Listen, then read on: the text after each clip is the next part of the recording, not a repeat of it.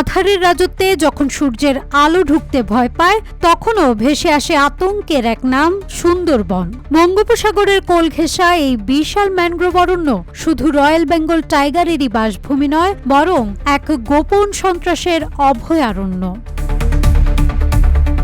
বহুদিন পর আবারও সক্রিয় হয়েছে সুন্দরবনের কুখ্যাত জলদস্যু বাহিনী। অস্ত্রের লেনদেন, মুক্তিপণের বিনিময়ে প্রাণ ভিক্ষা আর দস্যুদের অভ্যন্তরীণ চুক্তিতে 58 লাখ টাকায় বিক্রি হয়ে গেছে সুন্দরবনের নিয়ন্ত্রণ। আত্মসমর্পণ করেছিল, আজ তারাই আবার জঙ্গলের অন্ধকারে ফিরেছে, আরো হিংস্র, আরো ভয়ঙ্কর হয়ে। গাবুরা থেকে কৈখালী, মুন্সিগঞ্জ থেকে ঈশ্বরীপুর, চারপাশে শুধু আতঙ্ক আর আহাজারির প্রতিধ্বনি। এ যেন এক বাস্তব জঙ্গল বুক, যেখানে মানবতা নেই, আছে শুধু বন্দুকের জোর, ভয়ের শাসন আর নিঃস্ব জেলেদের অসহায়ত্বের গল্প।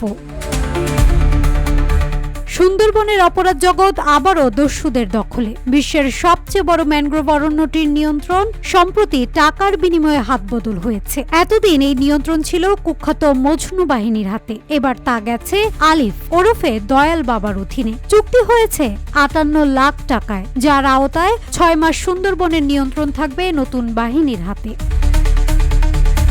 জানা গেছে, দয়াল বাবা আগে মজনুর সেকেন্ড ইন কমান্ড ছিলেন। চুক্তি অনুযায়ী মজনু ইতোমধ্যে 20 লাখ টাকা নিয়েছেন এবং বাকি টাকা 3 মাসে পরিশোধ হবে।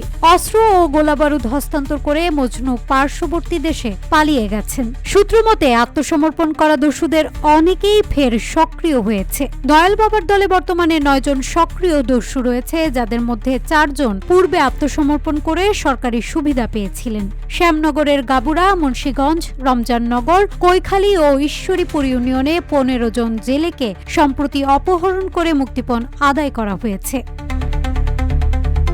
সাধারণ জেলেরা এখন দস্যুদের কাছে আরো বেশি চাঁদা দিতে বাধ্য। আগে নৌকা প্রতি 25,000 টাকা দিতে হতো, এখন দিতে হচ্ছে 35,000 টাকা। চাঁদা দিতে না পারলে জেলেদের ওপর চালানো হচ্ছে শারীরিক ও মানসিক নির্যাতন। স্বরাষ্ট্র উপদেষ্টা লেফটেন্যান্ট জেনারেল অবসরপ্রাপ্ত জাহাঙ্গীর আলম জানান, সুন্দরবনের নিরাপত্তা বাড়াতে বয়াসিং এলাকায় ভাসমান বর্ডার অবজারভেশন পোস্ট স্থাপন করা হয়েছে। র্যাব, পুলিশ, নৌবাহিনী, কোস্টগার্ড ও বন বিভাগকে তৎপর হওয়ার নির্দেশ দেওয়া হয়েছে। সোনামুর মৎস্য আড়তের সাধারণ সম্পাদক বলেন, বনজীবীরা দীর্ঘদিন ধরেই জিম্মি। সরকার বলেছিল সুন্দরবন দস্যু মুক্ত, কিন্তু বাস্তবতা ভিন্ন। এখনো দস্যুতা চলছেই। বন বিভাগ ও প্রশাসন জানিয়েছে, টহল ও অভিযান জোরদার করা হয়েছে। তবে স্থানীয়দের দাবি, কার্যকর পদক্ষেপ ছাড়া এই দস্যুতার চক্র থামবে না। যেখানে ভয়ই হয়ে ওঠে নিত্যসঙ্গী, সেখানে সুন্দরবন কি আর কেবলই প্রকৃতির আশীর্বাদ, নাকি ক্রমেই পরিণত হচ্ছে এক অভিশাপে? প্রশ্ন একটাই, এই অন্ধকারের শেষ কোথায়? নাজ হাতুলতোয়া, রূপালী বাংলাদেশ।